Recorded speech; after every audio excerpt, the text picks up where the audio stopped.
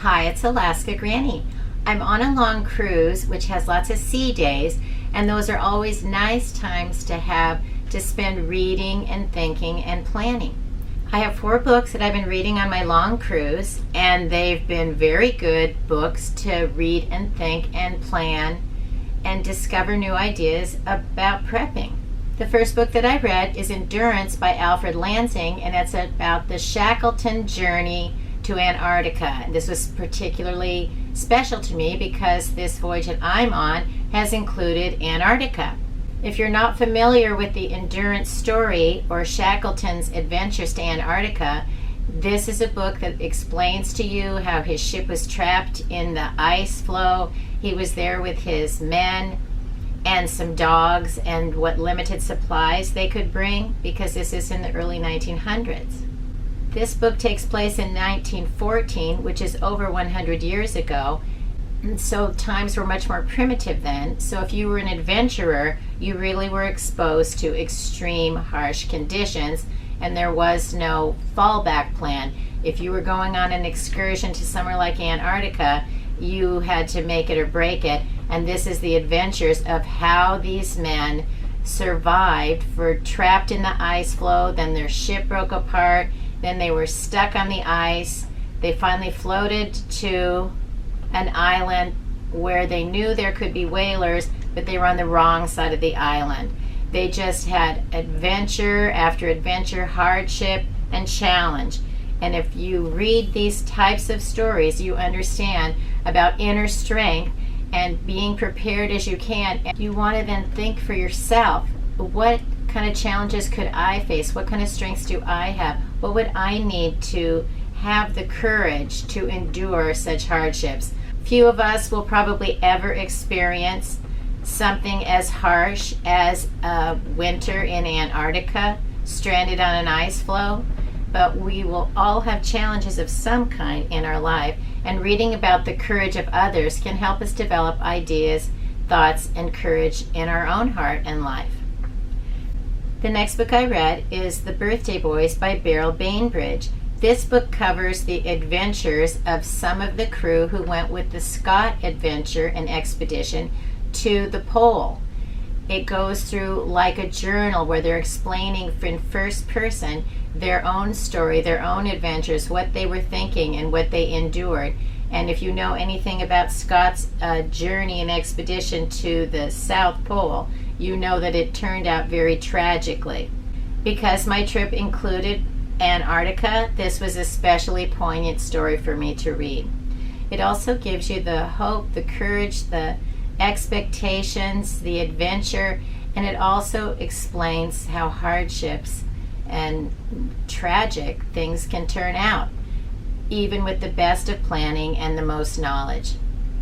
If you're interested in true stories about Antarctica, check out Endurance or The Birthday Boys. The next book I chose is by National Geographic, and it's a complete survival manual.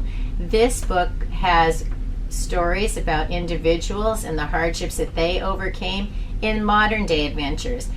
It includes chapters from survival basics of your mind and body, your environment, temperate forests, swamps and rainforests, high mountains, and survival in the desert. It also includes survival at the poles and subpolar regions, survival on the water, survival in your home, and surviving storms and disasters. You don't need to be a world traveler to be interested in National Geographic's Complete Survival Manual.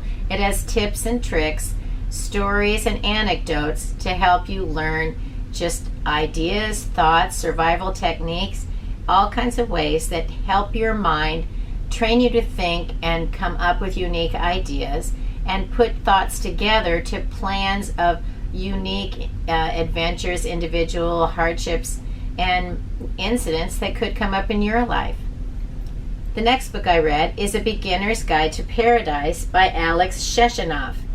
It's 9 steps to giving you everything so you too can move to a Pacific island, wear a loincloth, read 100 books, build a bungalow, diaper a baby monkey, and maybe, just maybe, fall in love. This is his true adventure of how he began his life in New York City, how he wasn't satisfied with his high-tech job, with the life that he was living, and he wanted to have an adventure.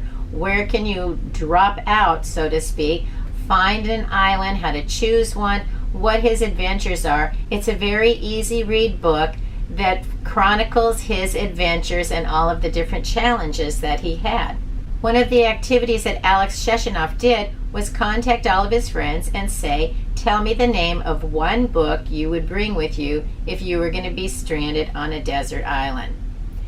And if you're ever considering going to a desert island or a tropical island, any kind of an island, and starting over and living your life in paradise without all the hustle, bustle, the trials and tribulations that go with our regular lives, he has some great ideas of books to read, and this one includes a lot of adventures and is thought-provoking of ideas that we normally wouldn't encounter in our everyday lives.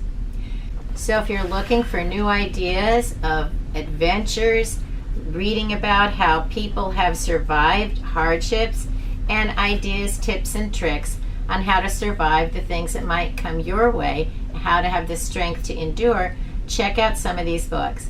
If you have a book that's challenged you to think about survival, that's not a typical survival book, I hope you'll put the title and maybe a few comments about it in the comments section so we can all learn from each other and spark imagination of books we might want to read next. If you liked my video, I hope you'll share it with someone you think would enjoy it. You can read more at alaskagranny.com, and I hope you'll subscribe to the Alaska Granny channel.